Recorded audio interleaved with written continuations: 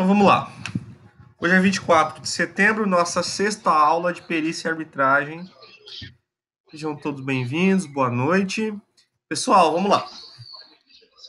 Então, nossa primeira aula após a nossa variação N1.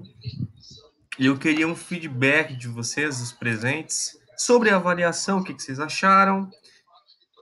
Lembrando, antes de eu abrir para vocês, a prova já foi corrigida, a nota já está postada no portal. As questões, a correção das questões da avaliação está lá no SAF. Então, se você entrar lá no SAF, no mesmo ambiente que você foi para realizar a prova, você vai constatar as respostas, os comentários sobre a correção das questões dissertativas. Eva, e aí, a prova? Conseguiu desenvolver? Conteúdo aplicado foi realmente o que nós estudamos em sala de aula? Foi, professor. Só que eu só coloca para marcar incorreta, dificulta. No nosso caso, marca correta. Tem que ser correta, não deveria ser correta. Entendi. Pra confundir a gente. Beleza. Gabriel, você está com o áudio? Estou ouvindo, professor. E aí, Gabriel, o que você achou? Eu achei bem complexa. As perguntas muito longas, muito complexas. Muita interpretação, né? Não são Muita perguntas. interpretação. Muita interpretação, né? Entendi. Mas foi proposital, pessoal, porque eu quero desenvolver vocês para exame de suficiência, né? Para quem fez aí essa prova do exame de suficiência, a última prova do exame de suficiência, vocês perceberam, né? Que o exame é pura interpretação. Então, não basta só entender do conteúdo.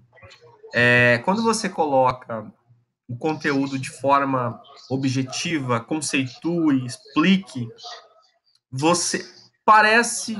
Porque quando nós estudamos a teoria, a gente estuda norma, legislação, conceito. Então, parece que é mais fácil responder o que conceitue, explique. Agora, quando você coloca aquele conteúdo dentro de um contexto, às vezes o aluno se assusta. Então, assim, toda vez que você deparar com uma contextualização, você calma, respira, leia, releia, leia umas 3 vezes. Leia umas 3 vezes, mais ou menos. Aí você vai conseguir aplicar aquele conceito teórico dentro do contexto da questão. Naira, tá me ouvindo? Olha. E aí, Naira, o que você achou? Peguei. Uma pegadinha. Né? Então tá bom, pessoal. Então vamos começar agora. Tem um vídeo aula também da aula passada, depois vocês dão uma olhadinha lá, que eu fiz a transição entre o conteúdo da N1 com o conteúdo da N2. Nesta aula, pessoal, nós vamos iniciar o nosso conteúdo N2. Nosso conteúdo N2, nós vamos estudar a parte de procedimental da perícia, né? Porque agora nós estamos entendendo o que é perícia, porque nós conceituamos o que é perícia, nós entendemos quais os tipos de perícia, qual a aplicabilidade da perícia, entendemos que o perito tem até 5 dias para apresentar propostas de honorários ao juiz, ao judiciário. Nós entendemos que para o perito estimar o seu preço, o seu valor, o honorário, ele precisa conhecer o objeto pericial, né? Porque, por exemplo, como que eu vou saber que valor eu vou cobrar? Se eu vou cobrar 10, 20, 30 ou 40 mil? Preciso conhecer o processo. Preciso identificar a complexidade do objeto pericial para que eu possa mensurar. Esta identificação ela é realizada lá na etapa do planejamento. Por isso que o planejamento é o primeiro passo após o aceite e após a intimação do juiz, né? Então, nós entendemos na N1 todas as etapas do planejamento, o que é planejamento. Nós apresentamos na prática como formalizar um planejamento de perícia, inclusive foi uma questão da nossa avaliação N1. Entendemos o que é diligência. Lá, nós, na aula 04, nós analisamos e demonstramos na prática modelos de planejamento de perícia, de diligência e também as comunicações obrigatórias, né? Pessoal, então, antes da gente adentrar de fato na parte procedimental, que é a parte da execução da perícia, eu trouxe hoje para vocês um panorama geral de 10 passos para a realização de uma perícia, para que vocês possam entender de uma forma conexa e não fragmentada e não desfragmentada como que funciona um processo de uma perícia contábil, tá? Então já está publicado lá no SAF, lembrando que nós aposentamos o Mentor Web para conteúdos didáticos. A partir de agora, senhores e senhoras, terão a disponibilização do material didático no SAF. Eu vou compartilhar agora na tela com vocês o nosso material de apoio para que eu possa explicar para vocês esses 10 passos que é importante que vocês entendam antes de nós entrarmos na parte procedimental da perícia, ok?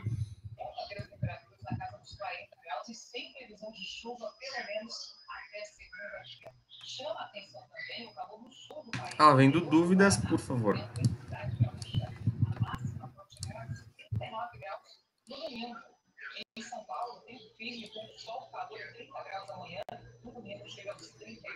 Então vamos lá. Estão visualizando na tela o slide? Sim.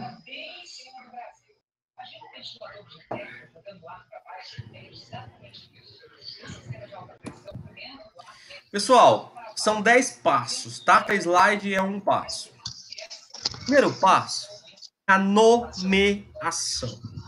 Então, o artigo 156 do Código de Processo Civil diz que o juiz será assistido por perito quando a prova do fato depender de conhecimento técnico ou científico, né? Então, lá no Código Civil, é assegurado ao juiz esta assistência de um profissional ora qualificado, né? No caso da perícia contábil, nós estamos falando do contador, formado em ciências contábeis, obviamente, com registro no Conselho Regional de Contabilidade, ok? E também qualificado conforme exame de qualificação para perito, ou seja, inscrito no Cadastro Nacional de Peritos. Esta pessoa tem condições para atuar como perito. E além de todas essas qualificações, né, de títulos, este profissional tem que ter uma experiência teórica e prática do objeto da perícia, né? Lembrando que o juiz nomeia o perito e o perito deverá recusar o trabalho caso ele julgue que não tem conhecimento específico necessário para o trabalho pericial. Como assim, professor? Vamos supor que um perito é nomeado para um trabalho de recálculo de financiamento bancário, por exemplo, tá? Se o perito não tem condição, se ele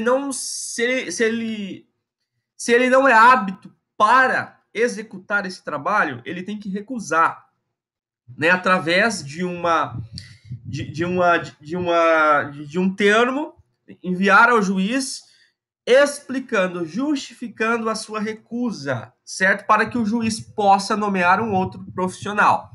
Mas, caso o perito receba a intimação, aceite o trabalho pericial, após a sua nomeação, em que o juiz já vai determinar o prazo previsto para a entrega do laudo, que é no momento que o perito é intimado, ele já tem ciência do prazo, hora pré-estabelecido pelo juiz, para a entrega do laudo, que é o relatório final. Nesse momento, né, após a sua nomeação, o juiz vai passar para o segundo passo, né? Após a ciência da sua nomeação, ele vai passar para o segundo passo. Qual que é o segundo passo? O segundo passo é a fase do planejamento, que nós estudamos na particularidade lá na nossa aula de número 4, né? O planejamento, ele é realizado, deverá ser realizado imediatamente após o aceite do trabalho, né? Após o aceite do trabalho, o perito contador deverá imediatamente elaborar o planejamento de perícia. Esta etapa é essencial para que o juiz e as partes, quando eu falo partes, eu estou falando do autor e do réu, né? Porque como que nasce esse processo? Um litígio. É um litígio que está em discussão judicial, tem um autor e o ré. Nesse caso, o juiz, quando ele necessita de uma prova técnica, ele vai nomear um perito. O perito vai ter que realizar um planejamento, até porque ele precisa, no prazo de 5 dias, certo, entregar a proposta de honorários. Então, vamos lá. Conforme o Código de Processo Civil. Ao elaborar o planejamento, pois esta etapa é essencial para que o juiz e as partes tenham um embasamento técnico necessário para validar o escopo e o perito contador consiga indicadores para a estimativa das horas, ou seja, quanto tempo será necessário para a realização daquele trabalho, né? Conforme maior a complexidade do trabalho, maior será o tempo de horas estimadas. Também, o planejamento servirá como indicador para que o perito consiga levantar, né, mensurar a sua proposta de honorários, conforme a nossa aula da passada, né? Vocês dão uma olhadinha lá, que tem um slide falando de como é mensurado esta proposta de honorário, quais são os conceitos básicos para mensuração da proposta de honorário. E, consequentemente, de forma geral, planejamento serve para planejar o trabalho, né? É através dele que o perito vai ter uma segurança de que tudo vai ser feito em um cronograma, tudo vai ser executado dentro do tempo previsto para a entrega do laudo pericial.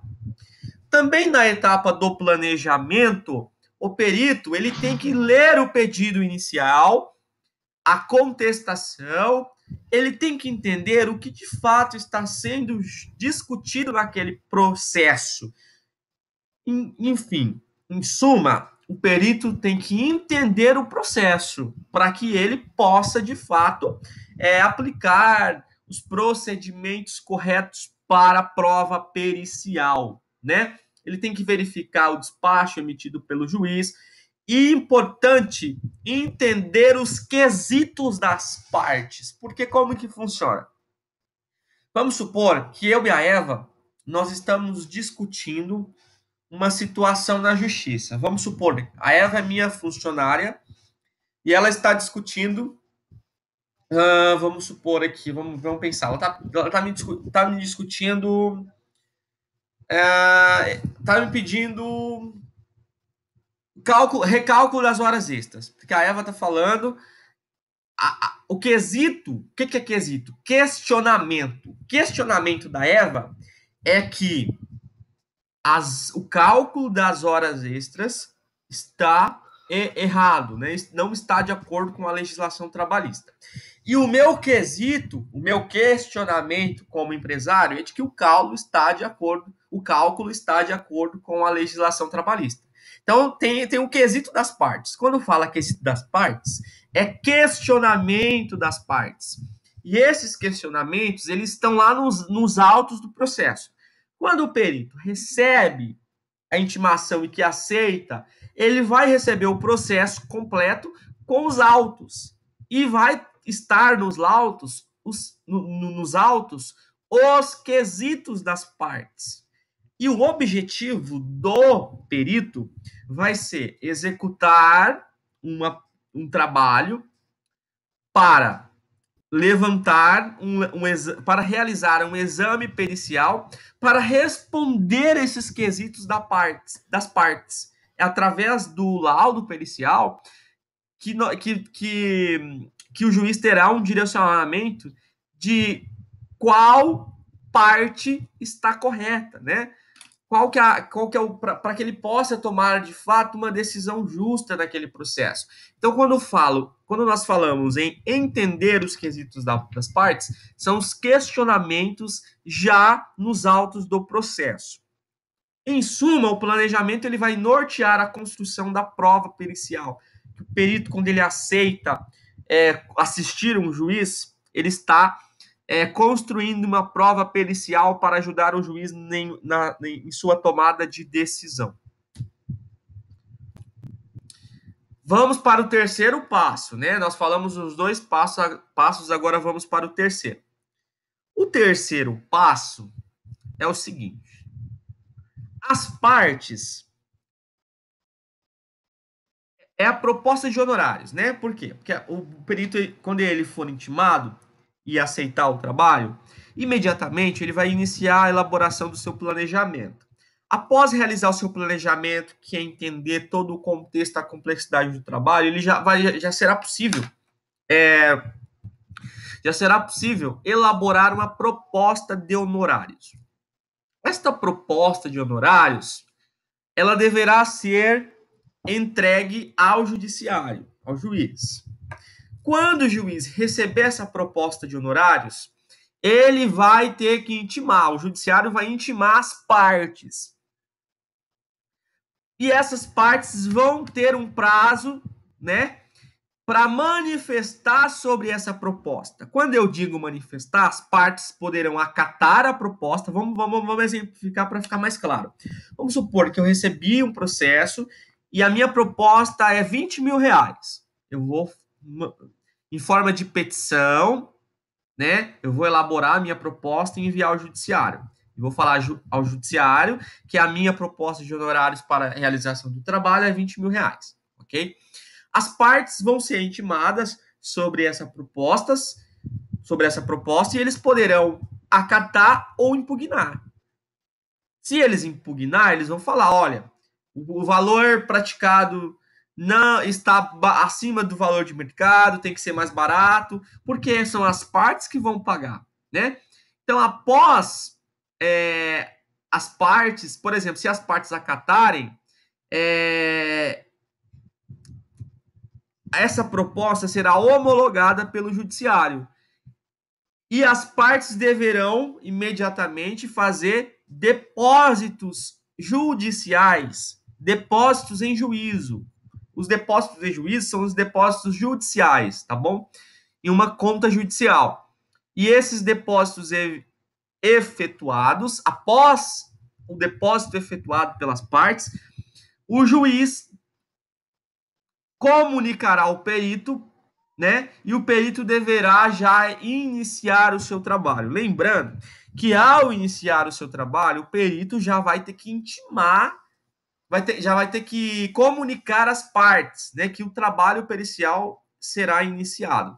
Então, seguindo a ordem aqui para ficar clara, o perito vai elaborar a proposta de honorários, vai enviar ao judiciário, o judiciário vai intimar as partes terão um prazo para manifestar, ou seja, sobre o acatamento ou impugnação, né? E, após isso, o perito deverá comunicar o início do trabalho pericial. Sobre essa questão do honorário, na aula passada, nós detalhamos um pouco mais. Vai depender muito da complexidade do objeto da perícia. Quanto maior a complexidade, consequentemente, maior vai ser o honorário, né? Quanto maior o tempo previsto, maior vai ser o honorário. E também é determinante o tempo que o juiz disponibiliza para elaborar o laudo. Vamos supor que o juiz fala assim, em 10 dias eu quero esse trabalho. Então, ou seja, é um prazo muito curto, em que o profissional vai ter que movimentar uma equipe, e então ele pode, em função desse curto tempo, cobrar um pouco mais. Então, isso são vários quesitos, pessoal, que vai influenciar a formação desse valor. Nós chamamos de valor da hora técnica. Afinal de contas, qual é o valor da hora técnica de um perito? Vai depender de inúmeros fatores, mas o principal é a complexidade do objeto pericial, ou seja, qual a complexidade para realizar esse trabalho. Até agora eu fui claro? Alguma dúvida? Posso prosseguir?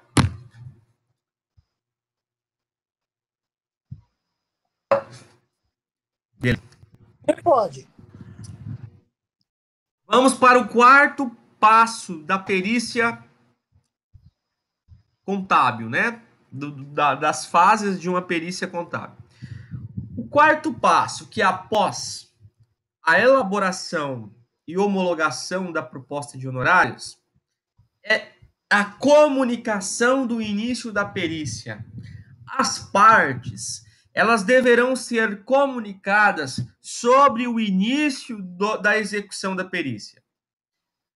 Não somente as partes, mas também os peritos assistentes. Agora eu quero a colaboração de vocês. Vamos ver se vocês estão por dentro.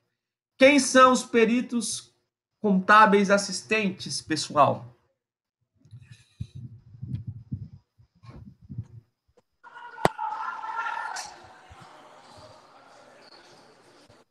Os perito contábil assistente seria aquele contratado pelas partes, né, professor? Exatamente. São aqueles contratados pelas partes para acompanhar o trabalho, né? Então, por quê? Porque o perito judicial ele é nomeado pelo juiz. Então, quando o trabalho é iniciado, o perito também tem que comunicar o início aos peritos assistentes. Eles deverão ter ciência sobre isso, sobre o início da execução do trabalho. E também o perito deverá agendar uma reunião inaugural, que é aquela reunião marcada para a apresentação do início do trabalho. Essa reunião poderá ser agendada com as partes e com os peritos assistentes, ok? É tudo de uma forma, o perito judicial deverá conduzir tudo de uma forma imparcial e transparente, tá? Pessoal, após o início, né, do trabalho pericial, nós vamos para o quinto passo. Qual é o quinto passo? É a solicitação de adiantamento. Porque, ó, eu já mandei a proposta de honorário, ela foi homologada, eu iniciei o trabalho, o artigo 465 do Código Civil, lá em seu inciso 4º, diz que o juiz poderá, não é que deve, atenção, não é que sempre vai ter adiantamento, vai depender do juiz. O juiz poderá autorizar o pagamento de até 50% dos honorários arbitrados a favor do perito no início dos trabalhos. Então, a prática é o seguinte, inicia o trabalho, já solicito o adiantamento de 50% do honorário. Então, vamos supor que a minha proposta de honorário foi 20 mil reais. Eu já vou iniciar o meu trabalho e vou solicitar o adiantamento de 10 mil, que é metade de 20 mil. Então, lá o artigo 465 do Código Civil, em seu inciso 4º, diz que o juiz poderá autorizar o pagamento de até 50% dos honorários arbitrados a favor do perito no início dos trabalhos, devendo o remanescente, que é o restante, ser pago apenas ao final, depois de entregue o laudo e prestados todos os esclarecimentos necessários. Inclusive, caiu uma questão dessa na prova, né? Na sequência, nós vamos para o sexto passo. O sexto passo fala sobre o termo de diligência. O que é o termo de diligência? Nesta etapa, o planejamento já foi efetuado lá no início. E lá no planejamento já foi analisado toda a documentação disponível nos autos do processo. Porque lembra que eu disse que lá no planejamento tem que conhecer o processo como um todo? Nessa etapa, que é o termo de diligência, né, o termo de diligência é junto com o início do trabalho, né? O perito contador já tem a ciência do que será necessário executar na perícia, porque ele fez o planejamento. O perito vai, mais uma vez, revisar se, de fato, toda a documentação necessária, todas as informações necessárias está nos autos, que é do processo inicial. Se não tiver, ele vai solicitar as informações precisas, tá? O próximo passo é formalizar um termo de diligência, solicitando que as partes sejam intimadas. O termo de diligência, é mais prudente, ele vai ser direcionado ao juiz. Então, o que vai conter no termo de diligência? Vamos supor, eu estou realizando aquele trabalho lá da hora extra, né? Do cálculo da hora extra. Sou perito e estou realizando... O que eu vou precisar? Eu vou precisar da folha de pagamento, né? Eu vou precisar dos comprovantes de depósito de salário, eu vou precisar da folha de registro do funcionário, eu vou precisar do registro ponto do funcionário, vou precisar, sei lá, da carteira de trabalho do funcionário. Todas essas informações que eu necessito para executar a minha perícia será relatada neste termo de diligência, cujo modelo nós apresentamos lá na aula 4 para vocês, né? Lá tem um exemplo de termo de diligência. Então, eu vou formalizar nesse termo de diligência o que eu vou precisar de documentação de suporte para a realização do meu trabalho pericial, né? Eu vou solicitar ao judiciário para que o judiciário intime as partes a me fornecer essa documentação dentro de um prazo estabelecido, que eu já coloco no termo de diligência até qual que é o prazo limite para eu receber essa documentação. Recomenda-se que este trâmite seja efetuado dentro dos autos do processo. Assim, vai assegurar a responsabilidade do perito diante do trabalho executado. Alguma dúvida? Beleza. Sétimo passo. Após o termo de diligência, o perito ele vai começar a execução. A execução é quando eu recebo a documentação. Eu começo a analisar a execução. Essa parte execução é a parte procedimental que nós vamos trabalhar nas próximas aulas. Como realizar uma perícia na prática, né? Nós vamos desenvolver essa parte aí do conhecimento da perícia. Então, pessoal, essa fase de execução é para a elaboração do laudo pericial, que é o relatório final a ser entregue ao juiz. O relatório pericial, que é o laudo pericial, ele tem como objetivo responder os quesitos. Que quesitos são esses, professor? Os questionamentos lá no início do processo dos autos, feito pelas partes e também pelo juiz. Tá? Então, na fase de execução, o perito vai elaborar o laudo pericial, ou seja, responder os quesitos com base na prova pericial. Tudo de forma técnica e científica, não é achismo. Diferente da auditoria que trabalha com asseguração razoável, né, segurança razoável, a perícia não, ela tem que responder, é uma prova técnica e científica, prova pericial, né? E a aplicação de procedimentos periciais. Vai ser necessário uma entrevista, vai ser necessário uma análise documental, vai ser necessário uma inspeção. Tudo isso são os procedimentos periciais que nós vamos entender com mais detalhamento em aulas posteriores. E o oitavo passo é o laudo ou parecer. Após a execução da perícia, que é a aplicação dos procedimentos periciais, o laudo deverá ser elaborado e entregue, né? O laudo deverá ser elaborado dentro de uma estrutura. Então, tem que ter o objeto da perícia, tem que ter a indicação do objetivo daquela perícia, um breve relato sobre os pedidos iniciais e a contestação, sumário, respostas dos quesitos das partes, quem é o autor, quem é o ré, o juiz, a conclusão técnica e científica, anexos e outras informações necessárias. Essa parte aqui eu trouxe para vocês bem genérica, a gente vai aprofundar também quando lá na N3, quando a gente for trabalhar a estrutura do laudo pericial. Também o 8º passo é, após a elaboração desse laudo, ele deverá ser juntado, deve ser realizada a juntada do laudo aos autos do processo, tá bom? Após a juntada do laudo aos autos do processo, nós vamos adentrando no nosso 9º passo. Qual que é o 9º passo? É o esclarecimento aos quesitos. Por quê?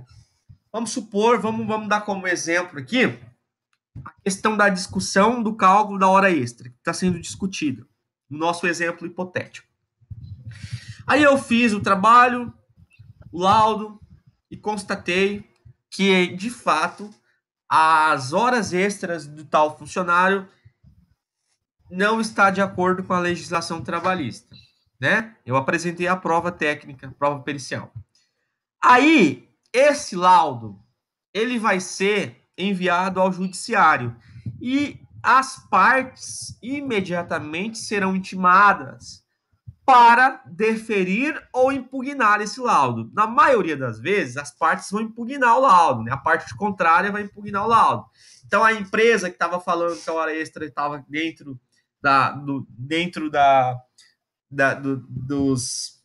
das competências da legislação, a empresa vai impugnar. Então, a empresa fala assim, ela vai escrever um monte de dúvidas, de quesitos, questionamentos sobre esse laudo, né? Aí, o perito vai ter que esclarecer os questionamentos da parte. Então, assim, é um trâmite bem transparente, né, e imparcial. O juiz também poderá indicar alguma dúvida, algum questionamento e solicitar ao perito para esclarecimento, tá? Então, essa é a fase de esclarecimento dos quesitos, ou seja, esclarecimentos de possíveis questionamentos após a emissão e juntada do laudo aos autos do processo. Também, nesta fase, o perito tem que tomar muito cuidado com a palavrinha que chama quesitos suplementares. O que significa isso? Lá no início, quando o perito foi nomeado, tinha a parte inicial do processo, que tinha os quesitos iniciais. O trabalho do perito foi planejado considerando aqueles quesitos iniciais, que é a hora extra. Vamos supor aqui no nosso exemplo hipotético, o cálculo da hora extra. Mas vamos supor que, ao enviar o laudo pericial, a parte da empresa resolveu contestar o cálculo da periculosidade. Periculosidade é um outro quesito que não tem a ver com o objeto da perícia contratada.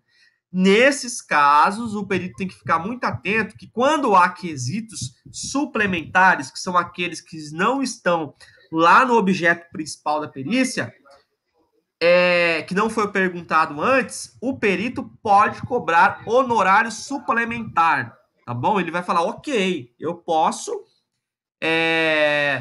responder esse quesito suplementar, mas eu vou ter que gastar mais hora, eu vou ter que fazer mais pesquisa, eu vou ter que aplicar mais procedimentos. Então, é justo que eu receba um honorário suplementar. E, imediatamente, ele deverá comunicar comunicar ao judiciário essa questão de honorário suplementar, tá bom? E após os esclarecimentos, o perito vai juntar o laudo de esclarecimento aos autos do processo. E após a juntada, né, do laudo de esclarecimento aos autos dos processos, nós chegamos na nossa última fase, que é o recebimento dos honorários. Aí o juiz vai juntar os autos do processo, entregar o relatório, vai acontecer a audiência, e após isso, o juiz vai questionar alguma coisa, se for necessário, e ele vai homologar o laudo. Após a homologação do laudo, né, o ciclo é finalizado. Só uma ênfase aqui que eu acabei confundindo. No caso, essa questão da audiência é depois da homologação do laudo, tá? Então, após a homologação do laudo, o ciclo é finalizado e haverá o recebimento dos honorários, que é a segunda parte. Se houve um adiantamento de 50%, nesse momento, com a entrega do laudo, o juiz vai pagar o restante, que é o restante, ok? Pessoal, então são 10 passos importantíssimos para que vocês tenham uma noção de como que funciona a realização de uma perícia. Aí agora que vocês estão entendendo, né, o que é perícia, o que é planejamento, qual a importância e todas as fases do processo de perícia, a gente vai começar a adentrar na parte procedimental, que é como realizar uma perícia. Nós vamos comentar também em aulas posteriores a questão de fluxo processual, para que vocês possam entender um pouco melhor como nasce o litígio e por que é necessária a perícia judicial contábil. Pessoal, alguma dúvida? Eva?